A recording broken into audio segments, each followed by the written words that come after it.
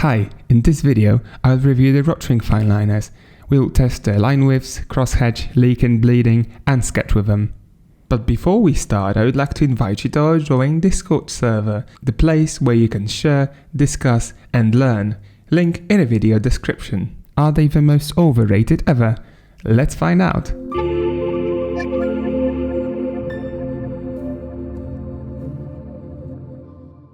So a few words about the Rotring Fineliners that I know for a long time, and I mean for real. I know them for 18 to 19 years. I've been using them as a teenager and I know them for great quality.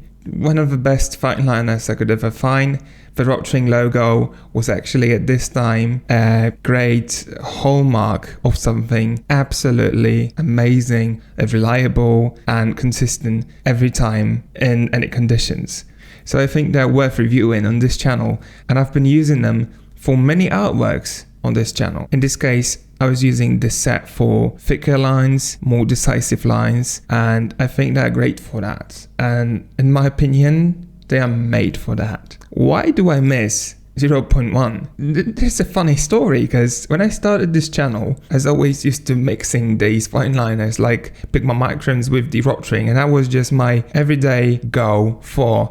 And I was using the Pigma to sketch, sometimes to trace my pencil sketches, and then I was using the Rotring to finish off with the markers. And I came into a point where I wanted to try out the 0.1. The Rotring, unlike Pigma or Unipin or Faber or other brands, they do not make any thinner line widths like 0.03 or 0.05. Of course, 0.03 is the extreme, which Pigma is making, to the best of my knowledge, only Pigma. Maybe some other brands that I'm not familiar with also produce the fineliners with so precise nibs. However, when I purchased 0.1, that was the first huge disappointment, because I remember I was drawing the White House in USA, the drawing that is on my channel, you can check it out, and I took 0.1 into my hand and I expected 0.1 to be 0.1 to be at least thinner than 0.2, but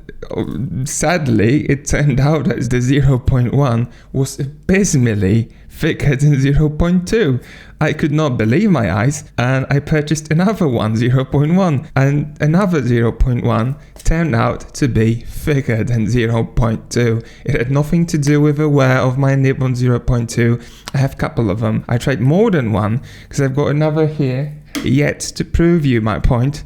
I've got another here. I've got at least 3 0.2 fineliners because I'm using them a lot, and I purchased them in advance, and since then I did not consider 0.1 to be of any use. Let's just move my thoughts aside. It's not the premise of this video to only tell you about the fun facts and tidbits of my experience with these Rotring fineliners. So without any further ado, let's begin the first test.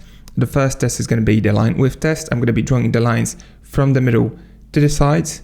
On this side there's going to be a cheap paper which you use for your printer on a daily basis, and on the right side I'm going to have a Canson paper which is more expensive, and I use it for my sketching. I'm going to be doing 2 lines each fineliner. The first line is going to be the fast line and the second line is going to be the slow line, because over the time I found out that fineliners tend to give way thicker lines when you draw it slower. For this review, I think it's really important so I can present to you what's going to be the line thickness of your fineliner when you're going to be drawing slow and drawing fast. The first is 0.2.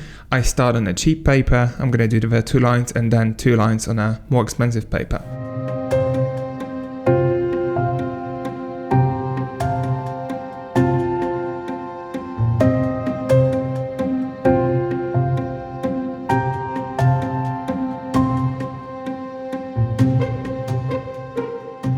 So as you can see, we've got a clear pattern and the line widths evolve gradually. I think it's a really okay result, 10 expected by me. The 0.2, as you can see, is actually a really nice and a thin line. It's, I would say, if no one told me, I would say that 0.05 of like Faber Castell maybe, or maybe 0.1 of a Faber Castell, but it is a 0.2 of Rotring. They're doing really okay, and 0.1, sadly, I cannot present to you. I'm not willing to waste any money on 0.1. In my opinion, it's just a waste of money. And I'm always using some thinner fine liners of the other brands for sketching. I'm not using these Rotring fine liners for making a final product. Now we're gonna go ahead and do the crosshatch test, and I'm gonna test each fine liner of on these two sheets of paper, on the cheap one and on the more expensive one. Let's go ahead and start with the 0.2.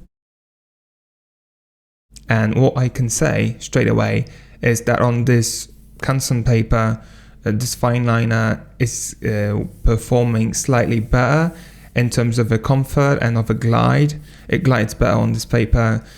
You know, the texture to these papers is kind of similar. It's not like there isn't a huge noticeable difference that you can just tell with your hand, or maybe just my hands do not feel it, but you get the idea. They're really similar and really comparable, so it's worth noticing that on this paper it's performing better. 0.3 is a huge improvement in the line width, and I feel like I could make a pitch black hatching with this fine liner. It feels really good. 0.4 is one of my favorites. It does not smudge on a cheap paper, and I can compare it with the 0.3 on a Canson paper in terms of the glide and the feeling. And there's a huge increase in light thickness. You do not need much of an effort, and you can just make a really nice black surface with it. The lines are slightly different, you know, it's just I think it's just about the color, because this paper is of a slightly different tint. And 0.7 is okay. It dries instantly, and oh, it doesn't. I love the reviews for that. That's just a live example of how it did not get dry in time. And I did some nasty smudging here. You really have to be careful with it. Just keep that in mind, that 0.7 as well as most likely 0.8 can smudge. And how about here? Okay, on the Canson paper, I even touched it earlier than I did in here after the drawing, and it does not smudge. It does not leave any print on my finger. Everything's good. Of course, there is some smudging present. Be careful when you're drawing with these line thicknesses on the cheap paper. The paper got slightly distorted, it's wavy, and you know, too much of a moisture just went into that paper.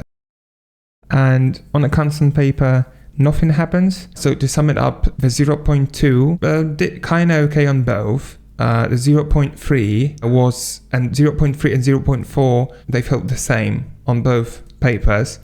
0.5 slightly better on a Canson paper, really nice line thickness improvement. 0.7 and 0.8 actually relatively close. They smudge in here, and unfortunately they do not get dry instantly, so to keep that in mind. About the line thickness, you can decide as well. You can just see it how it looks like. In my opinion, the increase in the line thicknesses is okay, is acceptable, and I would not complain about it more than I should. So now, using the Rotring fine liners, I'm going to quickly sketch some architecture for you. It's not going to be a finished product, it's not going to be a finished drawing. There's going to be a rough sketch, which is going to take me approximately like 20 to 25 minutes.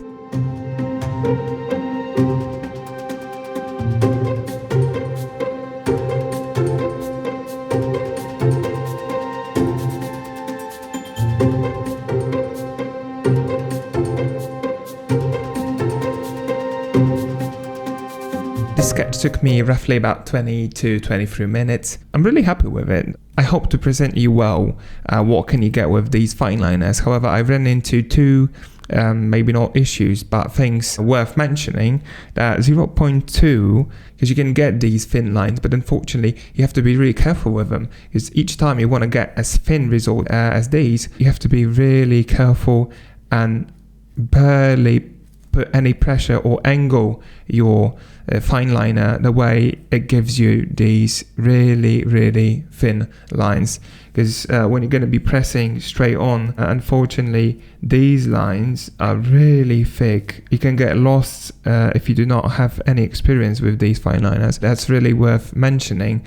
I hope they're really great for professionals, but they can be a trap for people that just start drawing. These fine liners are absolutely amazing. They're great for professionals. You can just toss them in your carry-on bag, travel a lot and sketch and have great experience with them. Each time I take them in my hand, I just feel like they're great and I love them.